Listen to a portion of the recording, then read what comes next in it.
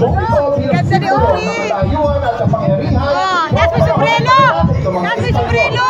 tampok sa pagdiriwang ang mga mananayaw sa kalsada at parada kung saan ang mga kababaihan ay nakasuot ang palintawa, bakya at mga sadakot na pinamulitayan ng bulaklak, kwintas, at laso.